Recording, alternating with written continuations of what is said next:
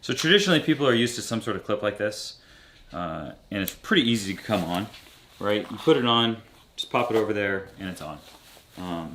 And it works fairly well. I mean, I would argue that it's relatively bulky, and if you look how easy that is, you know, if I knock this on something, getting the holster and everything to come off at the same time is relatively easy. So we find them to not be secure enough and acceptable for what we would carry, but they are easy to get on and off. And so changing from this to one of the Tenicor products with T1 clips is a significant change, and we recognize that, but with some education and workflow change, they are relatively easy to put on. So what I typically do, once you have everything set where you want it to be, with 2 clips, I will take it and I'll tuck it in, which tucking it behind the belt provides leverage. Then I will grab both clips, and I don't pull them way out, I just pull them out as far as they need to go, and then I just slide it in until the clip is resting on top of the belt. Once it's resting on top of the belt, I'll take my fingers underneath the belt, my thumbs on top of the clip, and I push it down. And I push it down. Sometimes on this side it popped in, this side it didn't quite pop in, but then I will just adjust the ends until they are seated correctly. And now it's in where it needs to be, and it's not going to come out. Okay, and I'm ready for the day.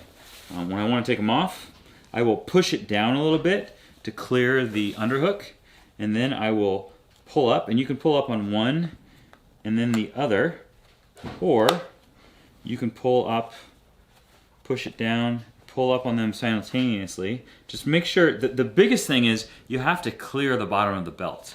If you haven't cleared the bottom of the belt, you're not going to be able to get it off. So you got to push it down enough that you clear the bottom of the belt. You can pull it out. The hook's now clear, and if you pull it up a little bit, you can rest it on top. And then from here, I can just, with a little tension on it, pull it all the way up. So again, I slide it in to get leverage. I lift up on them. I slide it down. They both popped in. I pop it out. And then from here, I just take the whole thing out. So that's how you put on a holster with T1 clips. It is relatively simple and relatively easy. It just requires a workflow change. The holster's job is to retain the gun on the body and not to come with the gun when you go to draw the gun.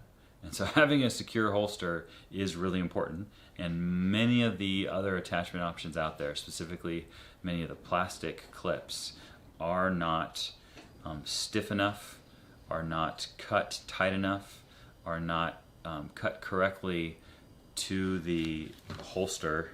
I mean, like even, you know, here's an example of a clip, and you can see there's actually space between the clip and the holster, right? There's nothing in there that's biting it and forcing it closed.